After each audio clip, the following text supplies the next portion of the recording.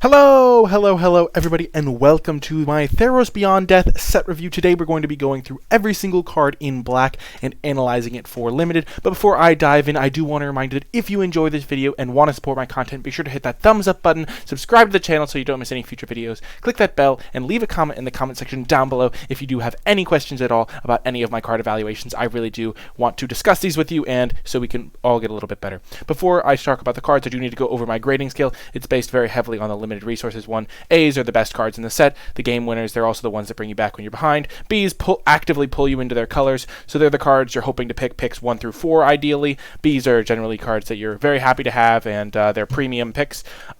Cs are the solid cards, the cards that you're going to be, if your worst cards to see, you're going to be pretty happy with how your deck turned out, essentially. They just kind of are the staples of limited. Ds are a little bit worse than that. They're filler. They are clunky. Sometimes you have to run them, and ideally, you would have a deck that doesn't have any Ds in it, but sometimes you do have to run them. They're a bit... they're sometimes just inefficient creatures, inefficient removal, that type of thing. Fs are unplayable, and then there's also cards that are only brought in out of the sideboard, but from the sideboard they are great, so they get a special sideboard grade. And then there are cards that are a little bit more complex, so they get a build-around grade, but if you do the work to build around them, they are quite good. But without further ado, let's dive in. Aspect of Lamprey. I have this card as like a D+. It's a bit awkward to trigger this. Maybe it's even a D, because 4 mana to make them discard 2 is okay, but just giving your creature lifelink isn't great, and the fact that they can kill your creature in response is also quite poor. So I have this as a D, and you really need to be careful with Aspect of Lamprey, but you can play this card sometimes. Next is Blight Breath Catoplebus. I think this card is quite good. It is either a C+ or a B-. That's kind of like a tricky range. I'm going to start with having this as a C+, just because it is so expensive, but essentially 6 mana 3/2 might not look good, but the fact that it comes in and a lot of the time is going to kill a creature, it's always going to be able to kill something small, but it can sometimes kill bigger threats. One thing to note is if they kill this in response, so for example if they have a shock, you do lose the 2 devotion, or if they kill one of your other creatures. So like say you play this creature, in response to the trigger they kill it, you then can only kill something a little bit smaller. So I'm not a rules expert, but I think you can probably kill it in response to the, you choose a target, and in response to the target, you can kill it. And so you need to be wary about that, because they can maybe make it so their creature survives. But I still think this card is quite good. I'm going to give it a C+, just because it's very expensive, so you don't really want to take this too highly, because 6-drops are not really, you don't really need all that many 6-drops in a deck, but the card is definitely still good, and even though it looks small for its stats, it definitely packs a punch.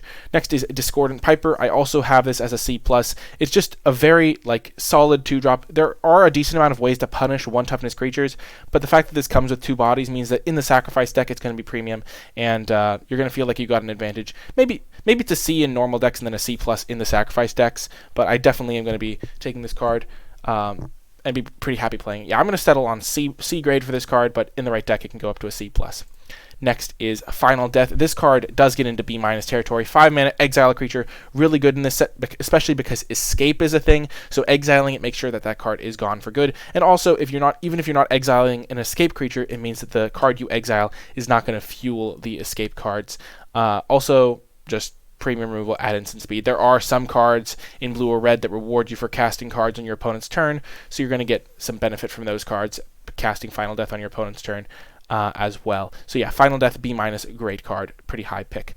Next is Fruit of Tizerius. This is just a straight up F. You're not going to ever get enough value from this to make it worth it. Just don't play this card and we'll move on.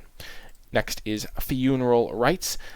This card is going to be pretty solid, I think, especially if your deck cares about using the graveyard, because milling 2 cards is almost like drawing half a card in some situations. If you have a card in your graveyard with Escape 3 or Escape 4, putting 2 cards from your library into your graveyard could potentially either mill an escape card or provide 2 extra cards to fodder it. And Funeral Rites also goes to the graveyard, so if you have something with Escape 3, Funeral Rites fuels it all by itself. So I think this card is going to be pretty good. I think it's going to be a C+, but the subsequent copies get a lot worse because you can't afford to just spin your wheels. So I think the first copy is a C+, and then after that it probably goes down from C+, and then to C-, and then you don't really want more than 2 copies ever. Next is Grim Physician. I think Grim Physician is mostly going to be a card you want to play in the sacrifice deck, because when you have the ability to trigger this at instant speed, if you have like a sacrifice outlet, then the -1/-1 becomes a lot more annoying. It can make combat really tricky for your opponent, but in a lot of situations you're still going to just play this card in any old deck, because it's a 1-drop that oftentimes can trade for a 2-drop, or sometimes even trade for like larger threats, and it fuels your devotion if you have cards that care about that. So I think Grim Physician is probably just going to be a C or C minus, probably C minus, because it doesn't have a massive impact on the game, but if you do have a sacrifice deck, it goes up a tiny bit in value to maybe a C. But it's a card that you'll play, you'll see it a decent amount. Maybe it's like D plus, C minus. It's in the lower end of the spectrum of cards you're happy to play, but it definitely has its uses, especially out of the sideboard. Lampad of Death's Vigil is next. This is another card that goes in the sacrifice deck. Those are primarily focused in black-red. Lampad of Death's Vigil is also an enchantment creature, which is relevant because it does trigger your Constellation, and there are cards that just care about enchantments. I think this card's pretty good as a sacrifice outlet. Being able to drain your opponent means that at a certain point, every single creature you have just starts counting towards your opponent's clock. There are some cards that make small 1/1 creatures, and those combine well with Lampads of Death Vigil. I think this card's just a solid C, though. I don't think it's going to be better than that. Notably, it can sacrifice itself, so that's something to keep in mind. But it's not like an absurdly high pick. I just think it's going to be a solid card. Next, we have Mire's Grasp. I love this card. This card is a B, in my opinion. There's a lot of cards that care about auras, especially auras like entering your graveyard, or you can get back auras from your graveyard, and Mire's Grasp is going to be the premium aura to get back, because a lot of the time it's just a kill spell. Even if you're using it on something bigger, it shrinks creatures a meaningful amount. So if you put this on a 5/5, making it into a 2/2, that oftentimes will make the creature useless anyway, and it's only 2 mana. It's premium removal spell. It's an enchantment to trigger Constellation. Fantastic card. It's going to be a B. Next, we have Mogus's Favor. This card is one that I'm going to start off a little bit higher on than I normally would, just because there are, even though 1 toughness creatures are punishable in this set, there are still a lot of them, and the fact that this can pick off all of your opponent's 1 toughness creatures for very cheap, 1 mana initially, and then 3 mana and another 2 cards. 2 cards is not a significant cost from your graveyard, so you can probably do this a couple times a game even. I think Mogus's Favor is probably going to be a C+, maybe even a B- card in the right matchup. So I think C+ is where you start out with this card, and even if you don't main deck it all the time, if your deck doesn't have spots for it in the main deck, bringing this out of the sideboard is going to completely hose certain decks. You do want to make sure that you have you do want to side this out if you don't see any targets for it, because if you don't kill the creature, you buff the creature. So you want to make sure they have 1 toughness creatures, or you have some cards that you don't mind putting it on. But I think Mogus's Favor is going to be quite good. Also works with the aura synergy, triggers those little pseudo heroic cards, and I think Mogus's Favor is quite nice. Next is Nyxborn Marauder. I'm not really a huge fan, but the stats are good enough, so I think this is just going to be a C. Probably, yeah, just a C. 4 mana, 4/3, solid card, enchantment creature for any extra benefits. And moving on. Next is Omen of the Dead. I think this card is also going to be probably a C, maybe a C-, because even though it doesn't do a ton on its own, 1 mana Raise Dead is just not normally a great card. The fact that you can use this to fuel Constellation at instant speed, there are certain cards that let you sacrifice enchantments, and the Scry 2 can be quite useful. I think Omen of the Dead, all that combined, I'm going to give it a C-, but I think it is a solid card. Next is Farrakha's Libation. I'm not a fan of this card. Making them sack a creature or enchantment is just not good for 3 mana. I'm going to give this a D grade. Keep in mind, a lot of creatures are enchantment creatures, so if they have a pesky enchantment creature, you can choose enchantment to make them sacrifice a creature sometimes, but I'm not going to count on that. So I'm going to give this a D, maybe even just a D-, so it's very low-end playable in my opinion.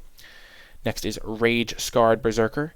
5 mana, 5/4 that enables an attack when it comes into play is a solid card. I'm going to give this a C- though, because it is a 5-drop, but it's not a terrible card, and you don't mind running this card.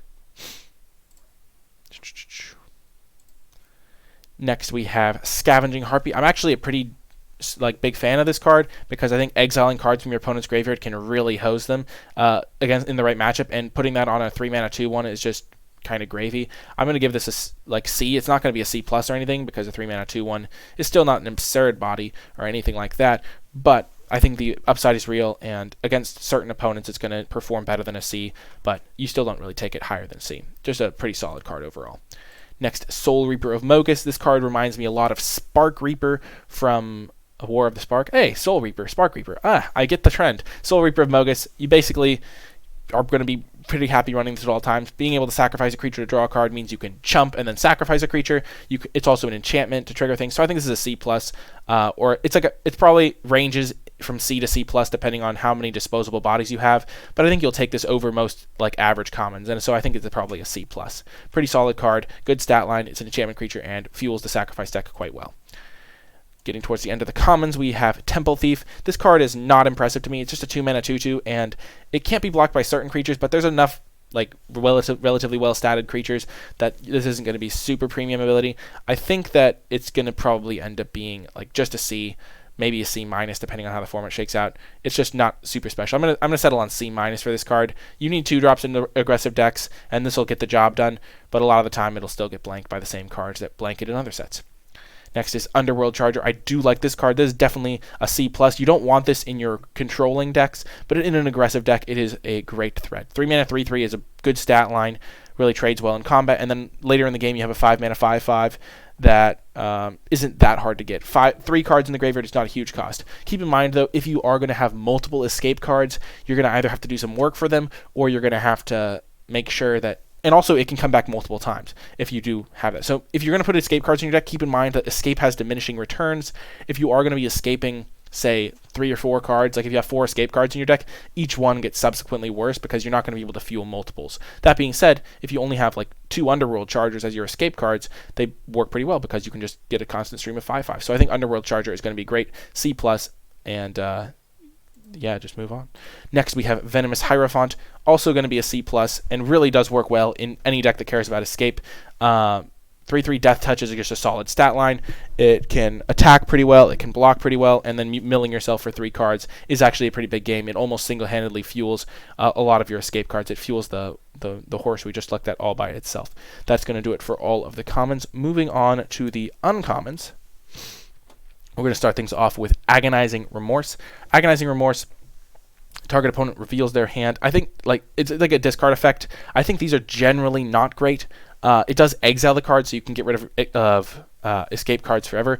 I just don't think this card is like a super premium effect, but it is better than a lot of the previous versions we've seen of it. I'm going to start with this being at a C, just because this card is kind of unreliable in a lot of cases, but I'm going to be willing to move up or down depending on how slow the format is. If taking turn 2 off to disrupt their hand is more of a cost, then it's going to be worse for Agonizing Remorse. But also, Agonizing Remorse is at its best in the early game, so it also depends on how relevant exiling their card in the late game is going to be as well. But I'm going to start with a C on this. It's going to be a card I'll start in my main deck a lot of the time, but I'll be willing to side it out if my opponent is aggressive.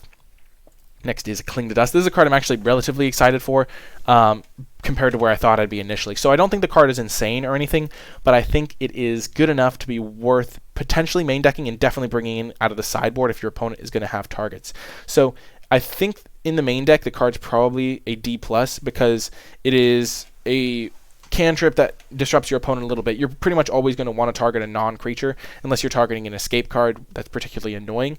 But where it really shines out of the sideboard, because you can start bringing it in against the dedicated escape decks, hitting their escape cards, and then escaping Cling to Dust to hit their other cards. 5 cards is a massive amount of cards in a game of Limited, but if you can do this like once and then a second time, it can definitely do some good work. So I think this card's going to be a D in the main deck, and then out of the sideboard, it's going to be a sideboard, like C+ potentially. Next, Drag to the Underworld. This is just premium removal. I'm going to give this card a B+. I'm just going to rate it a little bit higher than Mire's Grasp, because 4 mana, kill anything, and it can sometimes just cost 2 mana. That's just a huge amount of tempo, pretty easy to hold up, and it's an instant, so it can trigger some of those cards that care about casting spells on your opponent's turn. Yeah, I think this card is great and a very high pick, very efficient removal. Next is Elspeth's Nightmare. This card is a little bit tricky to evaluate because as the game goes on, it has like different uses. So like exiling your opponent's graveyard isn't super useful early in the game, but as the game goes on, it gets more useful to exile their graveyard. But killing a creature with power 2 or less isn't as relevant, or there's not necessarily as many of those floating around after they've traded off, and the discard isn't as good. But I think this card is going to be a B-. It just does enough stuff. It's going to get you a 2-for-1, and exiling your opponent's graveyard I think is going to be worth a card in certain situations. So I'm going to start with this at B- and be willing to move on it depending on how the format shakes out. It's also an enchantment, which is relevant. Next is Enemy of Enlightenment. I'm not a huge fan of this card just because it's so expensive, and it strikes me as like the card that'll backfire more than it's worth. So if I play this card on turn 6 and my opponent has 2 cards in hand, I paid 6 mana for a 3/3, which means that if my opponent's attacking me and I'm trying to stabilize, it doesn't really do good work for me. If my opponent, I guess, but if they are attacking, they'll have less cards in hand. But then if they have less cards in hand, then I'm the one that's discarding a card and they don't have any cards in hand. And it just seems, and if they're a controlling deck, they're going to have a lot of cards in hand, so it's going to be small. Enemy of Enlightenment just seems like it doesn't strike a good balance for me. So I'm going to start with this card at a D, and then be willing to change my grade. I keep saying be willing to change my grade, but this is a really weird card to evaluate, and I think it's going to be a D. I don't think it's going to be very good. I'm not going to take it very highly. Next is Grey Merchant of Asphodel. I wasn't playing when this card was out in original Theros, but from what I've heard and what I've researched, I think this card's going to be pretty solid, but not absurd. I think it's going to probably be a B-, which means you'll take it over most of the commons. And just the fact that you can just drain them, you'll drain them for 2 no matter what, but a lot of the time if you build your deck right, you're going to drain them for like 4, which is just a huge life swing attached to a 5-mana 2/4, and I think it's going to be worth it. I'm going to give this card a B-. I'm probably going to take Mire's Grasp over it to start with, but I'll be willing to change my... I'm not going to say it again. I'm going to probably take Mire's Grasp over it early in the format, but I could definitely see that being wrong. Grey Merchant of Asphodel has a lot of potential, and you shouldn't misevaluate just because it's a 5-mana 2/4. Hateful Eidolon is one I'm actually very excited to play with. It works really well with cards like Mire's Grasp.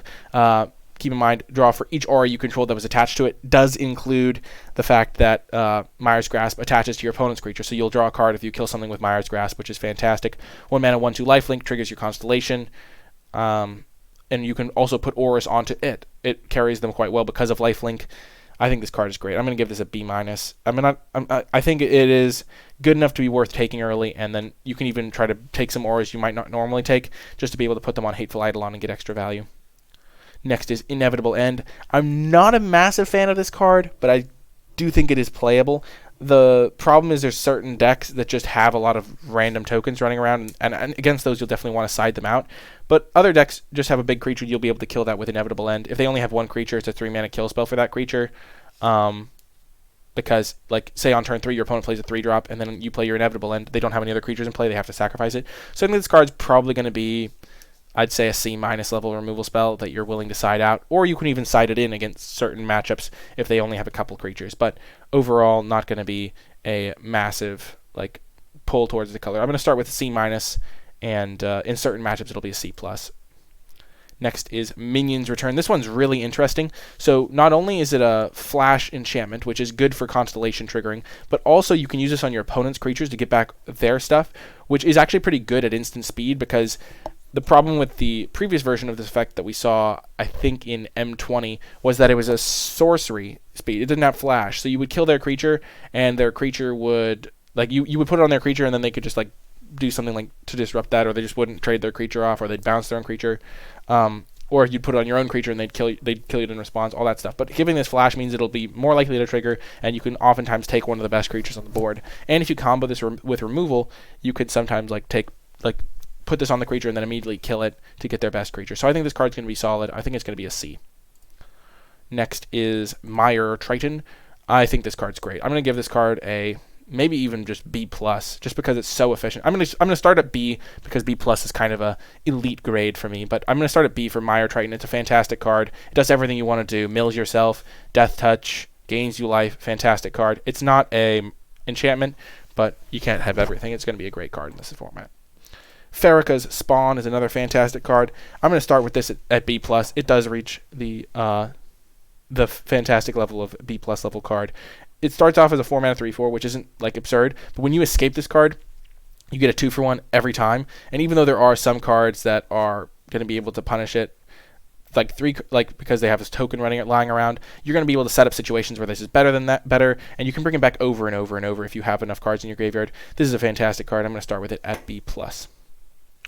Next is Timret, Chosen for Death. I'm going to start at this card at a B-, and then it gets better in certain matchups. It's a lot of the time a 2/4 or something like that, and exiling cards from graveyards is going to be great. The fact that it exiles 2 cards for 1 activation is really nice. Really, your opponent can't be escaping if Timret's in play, and I think that's going to be really good against certain matchups. And even in the matchup that doesn't matter, it's still an enchantment creature. It's still going to be pretty reasonably statted.